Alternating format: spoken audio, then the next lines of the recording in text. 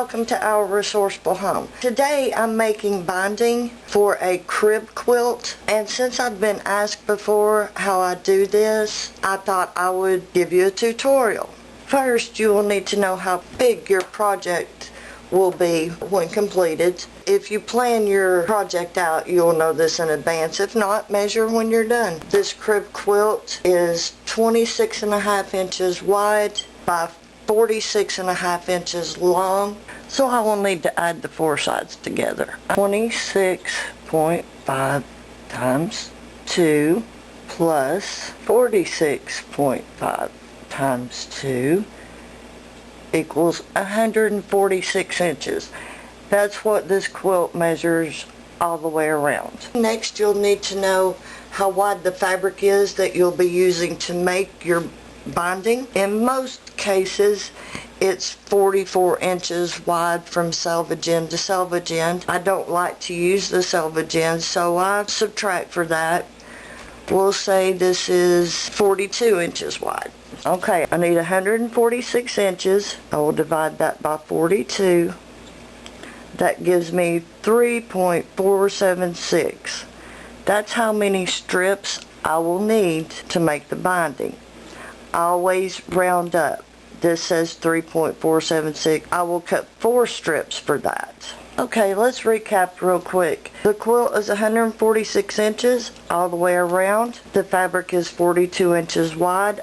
Divide the 146 inches by the 42 inches. You'll need 3.679 strips, and always round up. Now, if this came up to be an even closer number to 4, like say for instance if that was 3.759, I would go ahead and add a half to another whole strip because you will need the extra. So I need 4 strips 2.5 inches wide by the width of the fabric. After you cut the strips, cut the ends. That is 1 strip still folded. Trim that end at a 45-degree angle. Do that with all of your strips. Now, to attach these together, take 2 strips, open them up, right sides together, and lay your angles one on top of the other, leaving about 1/4 of an inch of the point off each side, and then stitch this down with a 1/4 inch seam.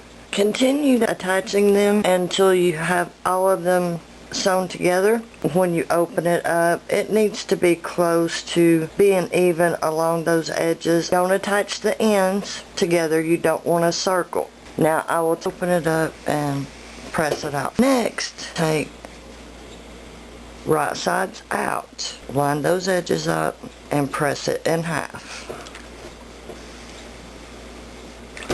Like that. Do this for the entire length of the binding.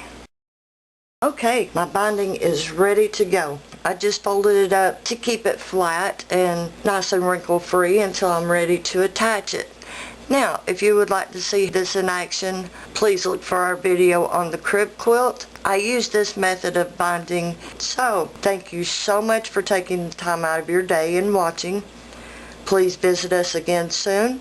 Have a wonderful day. May God bless you.